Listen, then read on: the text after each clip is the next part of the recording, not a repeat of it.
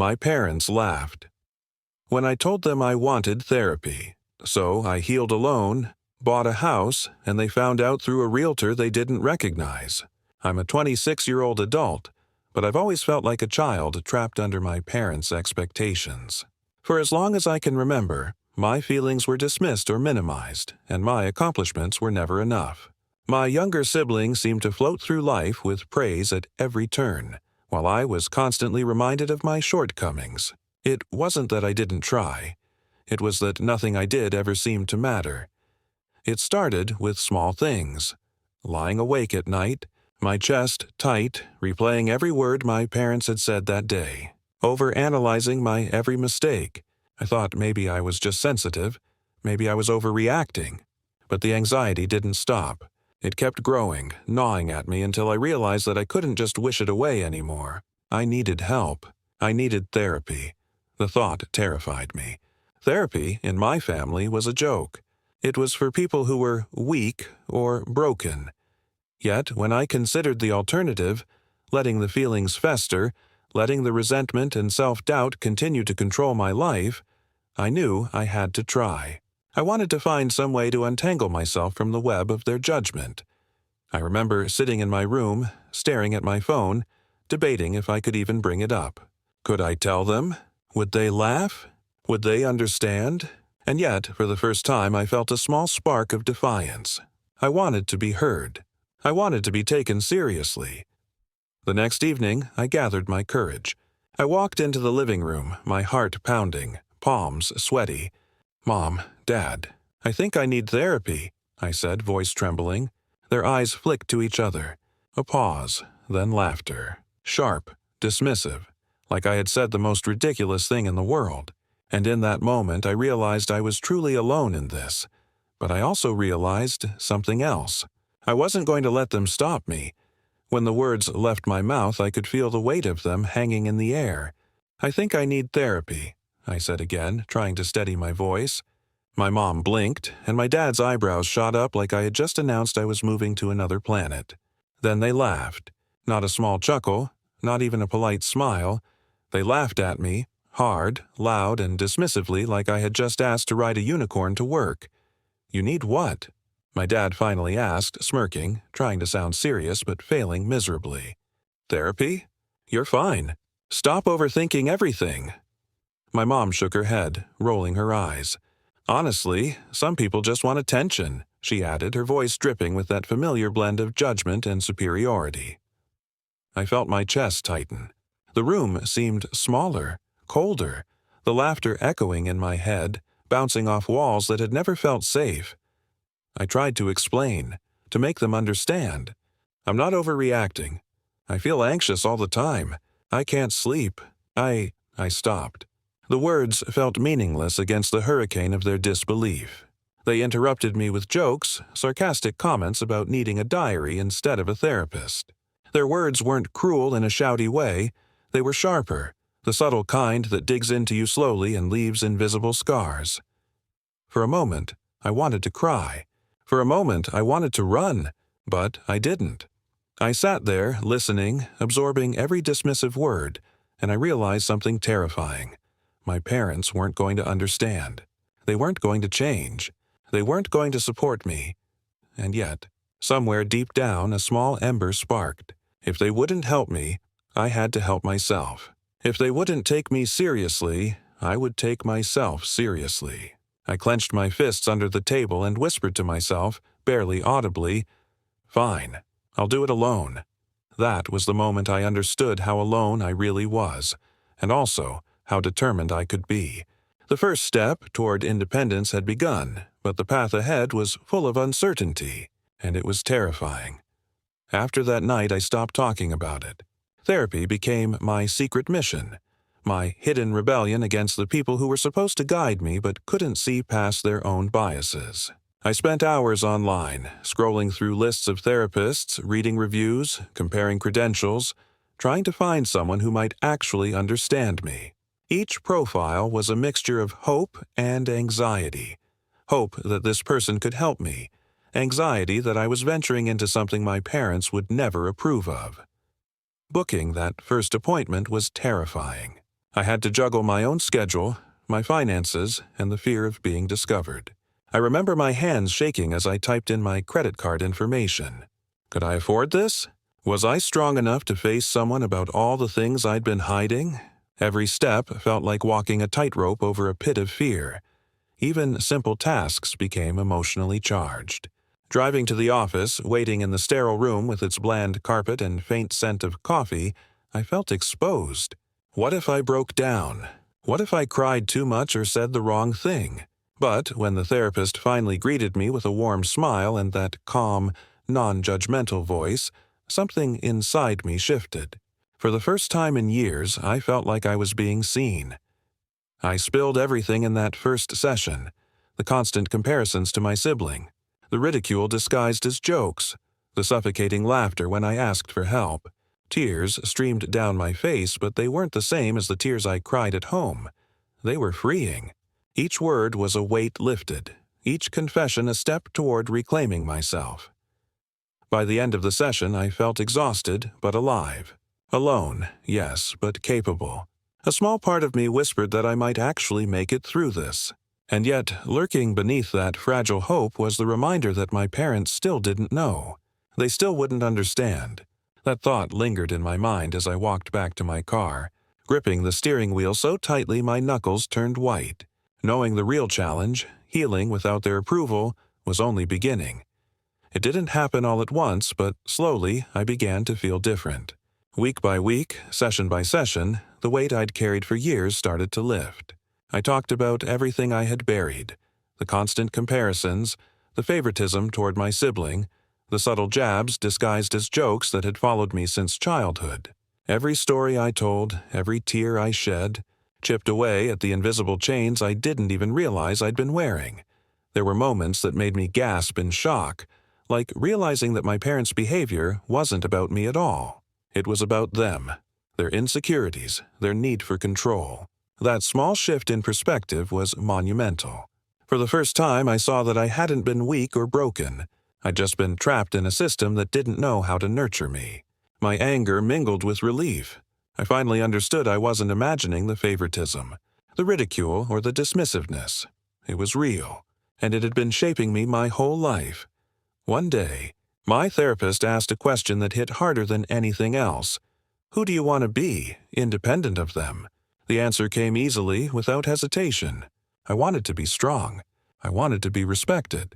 I wanted to live without fear of laughter when I asked for help. And I realized I could do it. I just had to keep going, even if it meant doing it alone. I started setting small boundaries, practicing assertiveness, and learning to validate my own feelings. I remember one evening when my sibling tried to undermine me, thinking I would crumble, and I simply smiled and walked away. That small victory tasted like freedom. For the first time, I could imagine a life where I wasn't the black sheep, the scapegoat, or the punchline. But just as things felt like they were improving, a tiny whisper of doubt crept in. The world outside my therapy sessions was still my parents' domain. Their laughter, their judgment, their ignorance, it was still out there. And deep down, I knew that my journey toward independence would have to test me in ways I hadn't yet imagined. It was supposed to be a regular evening, the kind where I came home from work, poured myself a cup of tea, and reflected on the week's therapy breakthroughs. But then, out of nowhere, I stumbled upon something that made my chest seize. The bank statements, accidentally left on the kitchen counter by my sibling. At first, I didn't understand. I scanned the numbers, the transactions, and then it hit me like a punch. My parents had been funneling money and opportunities to my sibling all along, hidden under the guise of family support. I felt sick. Everything I thought I knew about fairness and love in my family felt like a lie. Every time I'd been compared, criticized, dismissed, it hadn't been about me failing. It had been about them building up someone else while keeping me small. I sat on the kitchen floor, hands trembling, staring at the paper, realizing the truth of years of favoritism and subtle manipulation. My parents' laughter, my own feelings of inadequacy, the constant anxiety. They were all part of a deeper, systemic betrayal. When my sibling walked in, oblivious to my discovery, I felt a mixture of fury and heartbreak. Do you Do you even see how much they've done differently for you? I asked quietly, my voice shaking. They just shrugged, used to the perks, the praise, and the invisible privileges. I felt the walls of my home close in, the air thick with injustice and years of ignored pain. The shock sent me reeling, but it also ignited a new determination. If they could manipulate so easily, then my independence, my growth, my therapy, it had to be my shield. I couldn't rely on anyone in my family to validate my struggles or celebrate my victories. I realized that my healing wasn't just about therapy anymore. It was about reclaiming my entire life. I folded the statements, hiding them in a drawer. My chest still ached, my mind raced. But in that moment, clarity struck. I had to take control, completely and irreversibly. And I knew the path forward would demand more courage than I had ever summoned before. For a few days after discovering the secret, I felt hollow. Every small step forward in therapy, every boundary I had set, felt insignificant compared to the magnitude of the betrayal I had just uncovered. I started questioning everything, my worth, my choices, even the progress I thought I'd made. Was it really possible for me to heal while surrounded by people who had spent years undermining me? Doubt wrapped itself around my chest like a steel vice. One evening, I sat alone in my room, staring at the ceiling, tears silently streaking down my face. I replayed conversations, every sarcastic comment, every dismissive laugh, and the whispers of favoritism I'd ignored for years. My inner voice, usually so steadfast during therapy breakthroughs, now whispered cruelly, "Maybe you'll never be enough. Maybe this is just who you are." The sense of helplessness was suffocating. Even small tasks became overwhelming. Cooking felt exhausting, getting dressed felt meaningless, and opening emails from work left me paralyzed with anxiety. I wanted to quit therapy, wanted to crawl back into the safety of numbness, wanted to pretend everything was fine. But deep down, I knew that pretending would just let the past dictate my future. I glanced at my therapy journal, the pages filled with my reflections, my small victories, and my raw, unfiltered thoughts. A part of me wanted to tear it all up, destroy the evidence that I had tried. But another part, a stronger part, reminded me that progress, no matter how small, was still progress. I clenched the journal to my chest, feeling the weight of years of pain mixed with the fragile thread of hope I still had left. The night dragged on.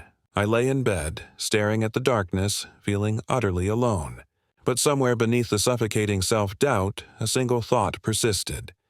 If I didn't fight for myself now, no one would. And that realization, bitter as it was, sparked the tiniest ember of resolve. The journey ahead would be brutal, but I was not done yet. The next few months were grueling, but slowly things started to change. I threw myself into work, taking on projects that intimidated me, learning skills I never thought I had, and proving to myself that I was capable of more than I'd been led to believe. Each paycheck felt like a small triumph, a tangible reminder that I could survive, and even thrive, without relying on anyone else's approval. I began saving, meticulously, little by little, every extra dollar a step toward freedom. It wasn't easy. There were moments when exhaustion crept in, threatening to pull me back into that pit of self-doubt. But the thought of being entirely independent kept me going. I imagined a life where my parents' dismissive laughter couldn't touch me, where my siblings' unfair advantages didn't define my worth. Every decision, every late night at work, every penny saved was a declaration. I was no longer the child they thought they controlled. There were subtle but telling moments, too.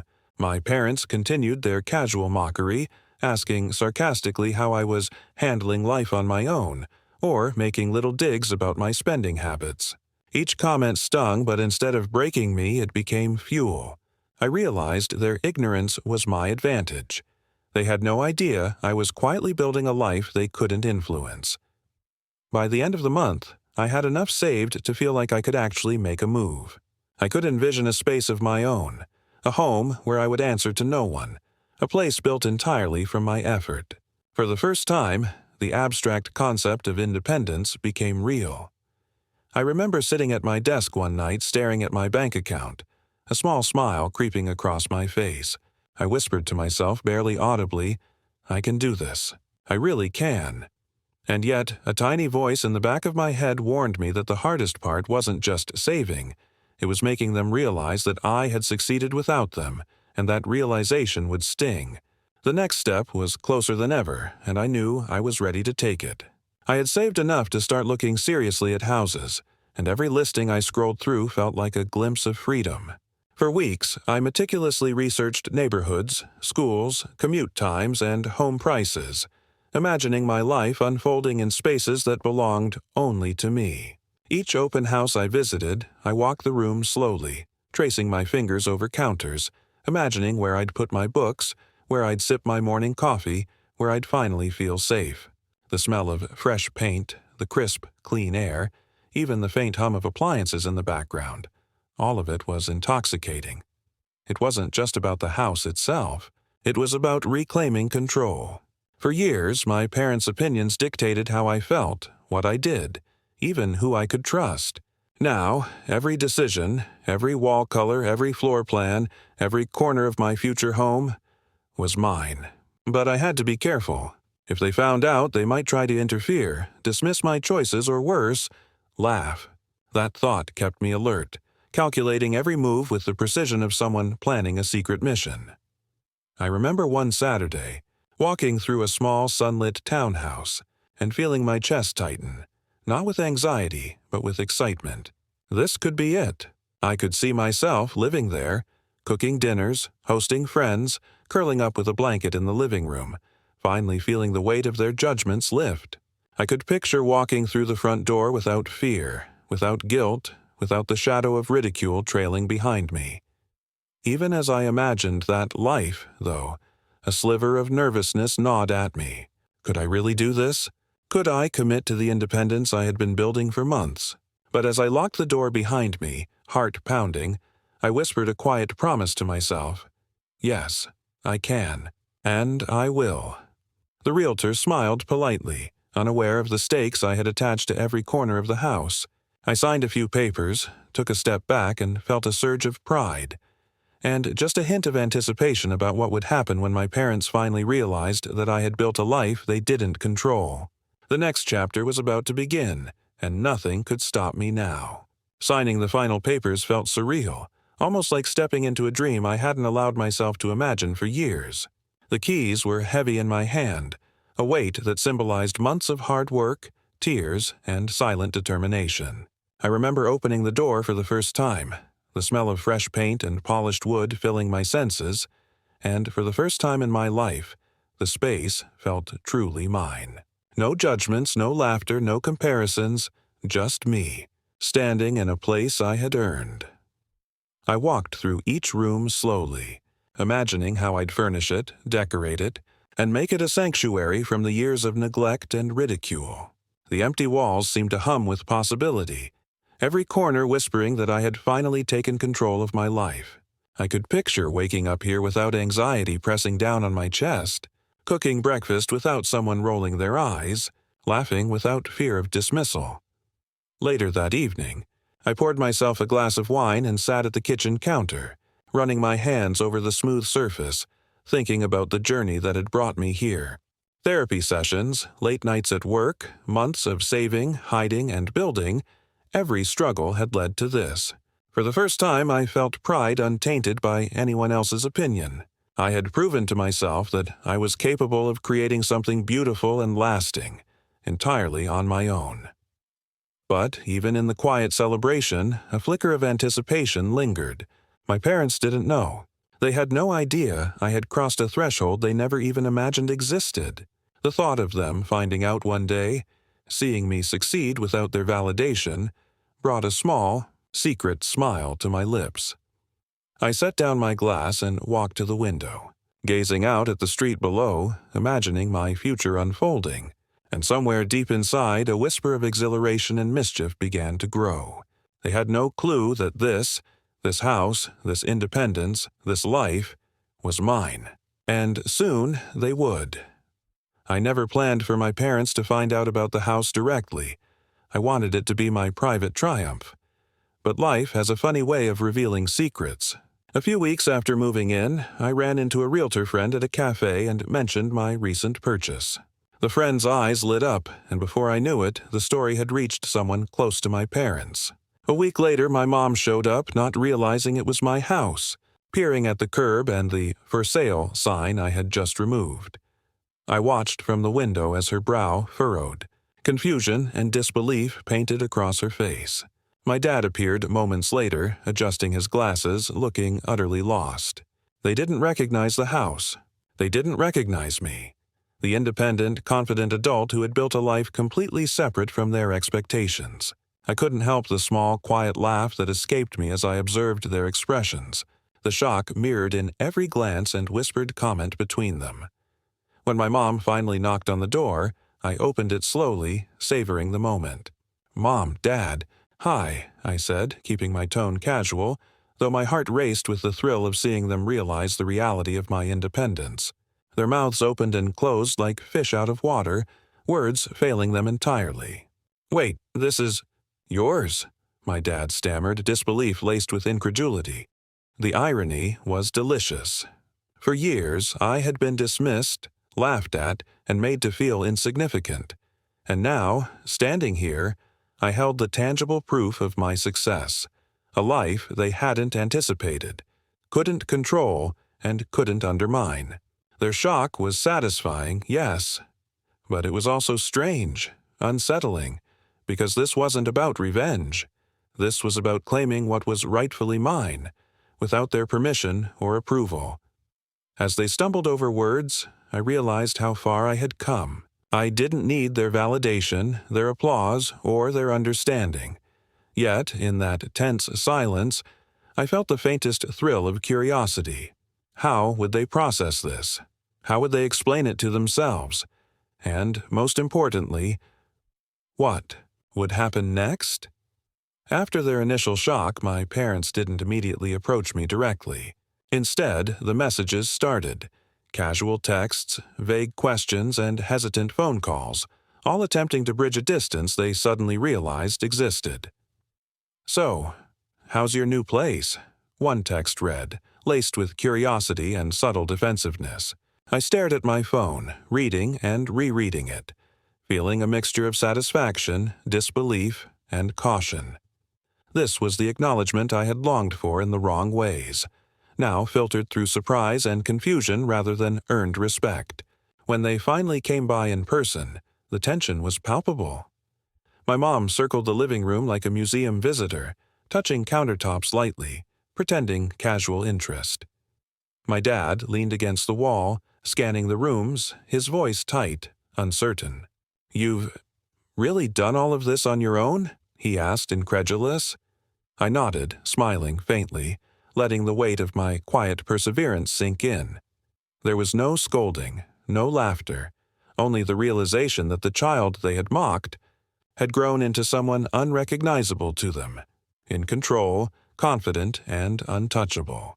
I could see it in their eyes, the mix of shock, pride, and a twinge of regret. My independence wasn't just a personal triumph, it was a mirror reflecting their failures. I kept my tone calm, my posture relaxed. "Yes, I did, and it's exactly what I needed," I said simply, letting the words hang in the air. I realized then that my victory wasn't about punishing them, it was about affirming myself.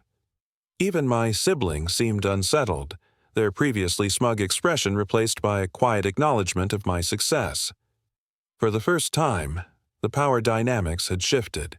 I wasn't the overlooked one anymore. I wasn't the joke, the ignored, or the inadequate. I had claimed my life entirely on my own terms. And yet, as I watched my parents quietly process the reality of my independence, a subtle smile crept across my face. This was only the beginning. They had just glimpsed what they'd always dismissed, and I knew one thing for certain. From here on out, I was writing my own rules. The next chapter of my life was fully mine, and nothing could take that away. Standing. In my living room, looking around at the space I had built entirely on my own, I felt a wave of calm wash over me. Every wall, Every corner, every little detail was a testament to months of struggle, tears, and determination.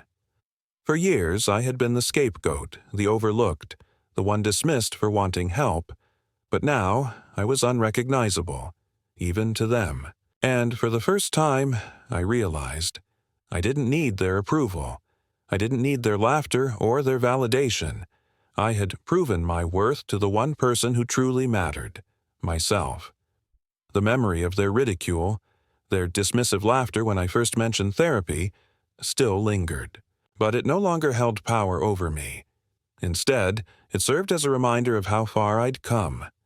I had confronted my pain alone, faced my fears, and turned it into something tangible, a life I controlled. My parents, my sibling, the house, the city, all of it now existed under my terms. And watching the subtle, incredulous expressions on their faces when they discovered the truth, I felt a quiet satisfaction that had nothing to do with revenge and everything to do with triumph. That night, I sat in the living room, sipping tea, feeling the hum of a home filled with my choices, my memories, my victories. For the first time in years, I wasn't anxious about their judgment. I wasn't craving approval or fearing criticism. I was fully present in my own life, empowered and healed in ways they could never imagine. A soft smile formed as I thought about the future, what I would build, who I would become, and how I would never let anyone dictate my worth again. My journey had been painful, lonely, and raw, but it had brought me here, whole, strong, and independent.